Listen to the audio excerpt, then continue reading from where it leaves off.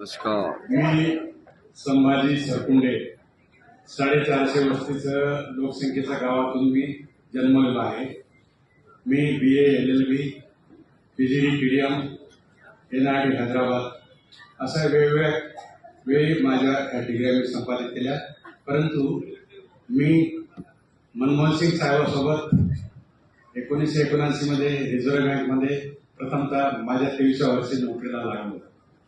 माझी वैयक्तिक सेवा म्हणजे प्रशासकीय सेवा झाली माझी. त्यानंतर म्हणजे मी डेप्युटी कलेक्टर झालो, त्यानंतर मी कलेक्टर झालो, त्यानंतर कमिशनर झालो आणि 16 मध्ये सेवानिवृत्त झालो मी IAS ऑफिसर सेक्रेटरीच्या रँकमध्ये.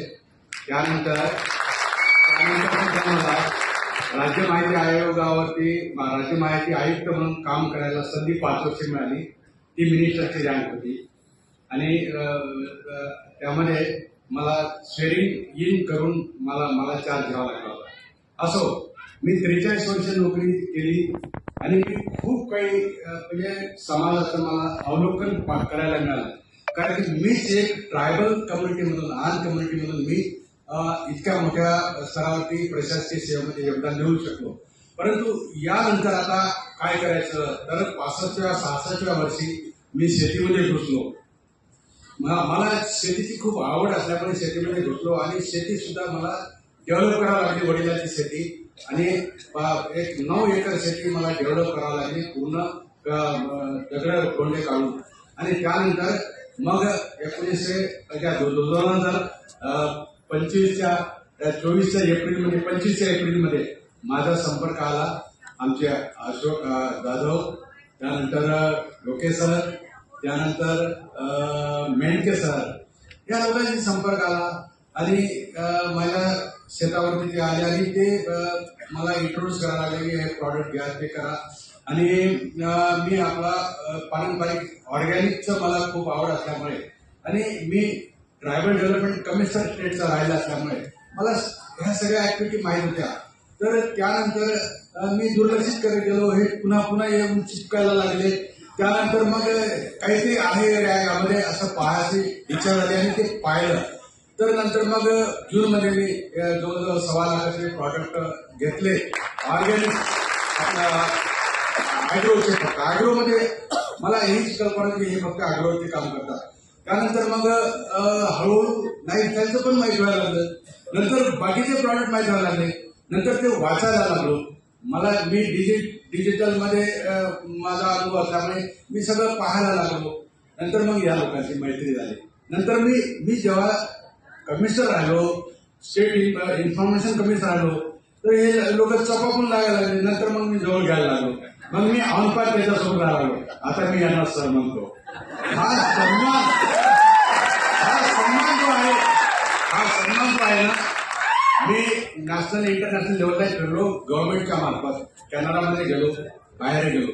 परंतु हा सन्मान जो आहे ना, इथे थोडंसं थांबून We the people of India having solemn resolved to constitute India into sovereign, socialist, secular, democratic republic and to secure to all its citizens justice of social, economic and political, liberty of thought, expression, belief and faith and worship, equality of opportunity and status, and to promote among them all fraternity, assuring dignity of the individual and integrity and unity of the nation.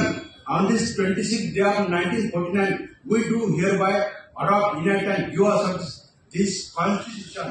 हे भारताचं भारतीय संविधानाचं जे प्रियंबल आहे त्याचं मनदर्शन इथे झालं.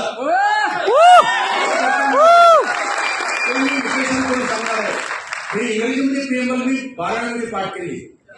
तर ती प्रियंबल मध्ये काय आहे तर बंधुभाव आहे, भ्रातृत्व भाव आहे.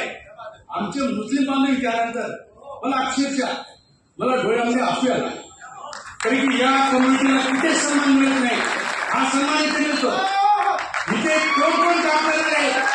मी कॉर्पोरेट क्षेत्र पाहिलेलं आहे.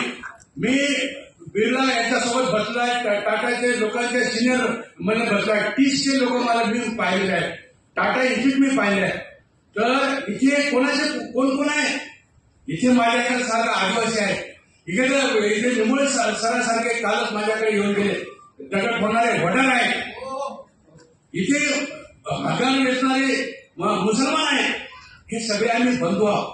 हे आम्ही सगळे भ्रातृत्व भावने इथे काम करतो. आणि सन्मान, इथे सन्मान काय मिळतोय? टिकली आपली इंडिव्हिज्युअल म्हणजे वैयक्तिक सन्मान इथे मिळतो लोकांना, हा कुठेच मिळत नाही. हा गव्हर्नमेंटने चांगलं काम करणार असेल तर त्याला त्याच्यावरती विभागाचा पैसे लागले जाते. मी 4 वर्ष डिपार्टमेंट इन्क्वायरी ऑफिसर राहिलो 1998 पर्यंत. तर मी चांगल्या लोकांचा मी त्याची मुक्तता केली.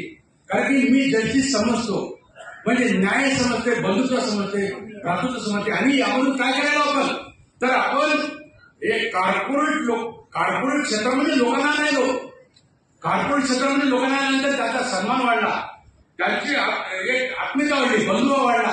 हे किती मोठं काम आहे. हे नॅशनल इंटिग्रिटी हीच आहे.